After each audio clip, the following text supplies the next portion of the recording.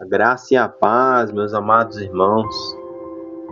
Noite de terça-feira, finzinho de noite, graças a Deus.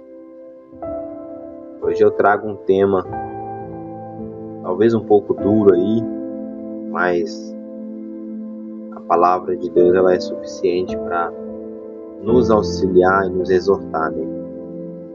2 Timóteo capítulo 4, com o tema aí, permaneça firme até o fim. Diz assim: conjuro-te, pois, diante de Deus e do Senhor Jesus Cristo, que há de julgar os vivos e os mortos na sua vida, na sua vinda e no seu reino. Que pregues a palavra, instes a tempo e fora de tempo. Que dárguas, repreendas, exorte com toda a longanimidade e doutrina. Porque virá tempo em que não sofrerão a sã doutrina, mas tendo comichão nos ouvidos, amontoarão para si doutores conforme a sua própria concupiscência e desviarão os ouvidos da verdade, voltando às fábulas. Mas tu, sê sóbrio em tudo e sofre as aflições e faze a obra de um evangelista e cumpre o teu ministério. O apóstolo Paulo, ele escreve essa carta para Timóteo num momento muito sério, né? Ali Paulo já estava perto do fim da sua vida e não eram palavras comuns, eram instruções finais, instruções urgentes, né? Carregadas de peso eterno, né? E Paulo vai começar ali lembrando algo muito poderoso, que Jesus Cristo ele é o juiz de todos. E é claro que isso muda tudo, isso nos lembra que a nossa vida não é apenas sobre o aqui e o agora. Existe uma eternidade, existe ali um propósito maior. E aí então vem a instrução: ser sóbrio em tudo, né? Seja sóbrio, Timóteo, em tudo que fizeres, ou seja, mantenha a mente clara, esteja vigilante, seja firme, né? Não viva distraído, não viva de qualquer forma. E num mundo como esse, nós vivemos cheio de vozes, cheios de distrações, cheios de confusões. Deus nos chama para vivermos com consciência espiritual, suportando as aflições. E aqui está uma verdade, né, que muitos não gostam, muitos não querem ouvir. Seguir a Cristo não significa ausência de dor, muito pelo contrário. Muitas vezes vamos enfrentar lutas, vamos enfrentar perseguições e dificuldades, mas Paulo ele não diz para fugir, ele diz para que nós pudéssemos, para que nós possamos suportar, né? Porque existe um propósito até na dor.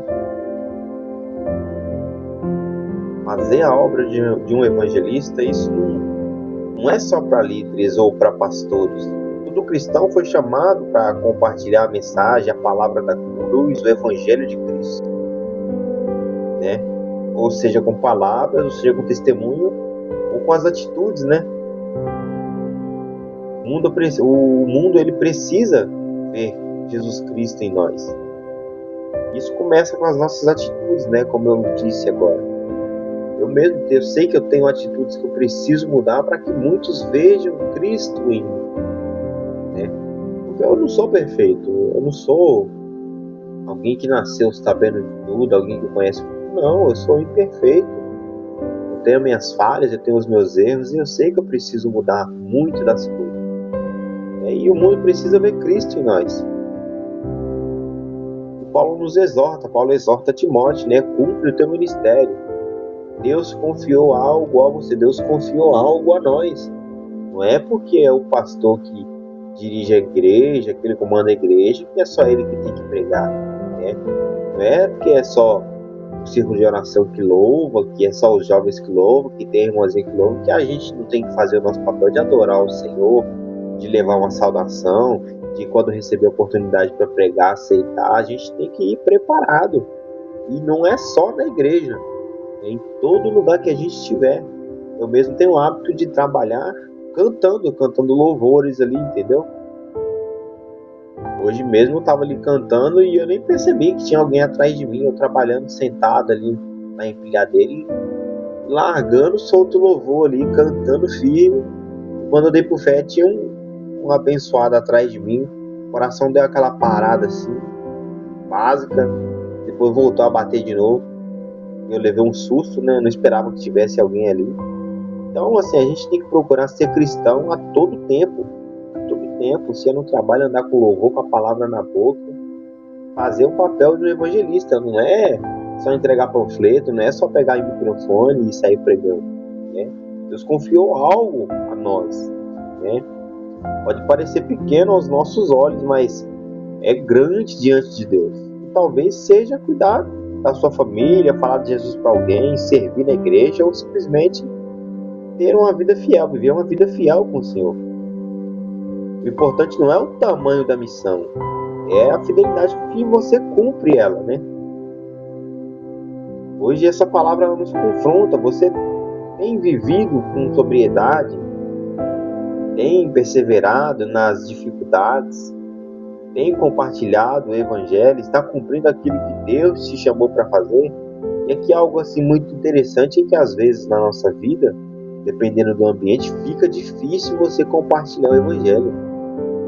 Porque às vezes você já entra no ambiente e o ambiente já está dominado por dificuldade, por coisas do mundo, que você acaba ficando inibido ali no seu cantinho e fica difícil você falar de Jesus ou você cantar algum louvor perto de alguém, entendeu? Porque as coisas do mundo já estão tão impregnadas, as pessoas já estão tão habituadas com aquilo que se chegar ao ser diferente, talvez você fique constrangido, e a gente não pode ficar constrangido no meio de pessoas, né?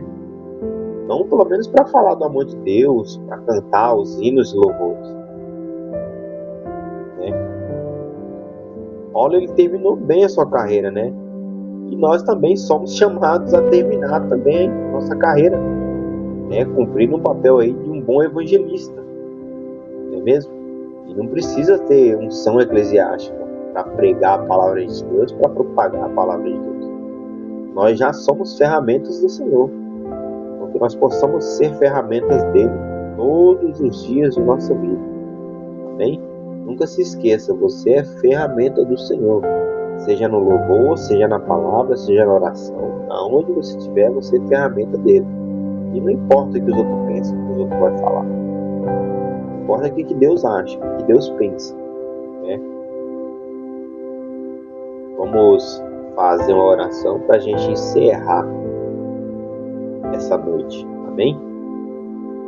Senhor Jesus, eu quero agradecer ao Senhor por este dia de vida, pedir ao Senhor perdão pelas minhas falhas, pelas minhas iniquidades, pedir que o Senhor possa abençoar, meu Pai, esse ouvinte que ouve essa mensagem, que o Senhor possa guardar a sua casa, a sua família, dando saúde, dando força e vigor, Senhor.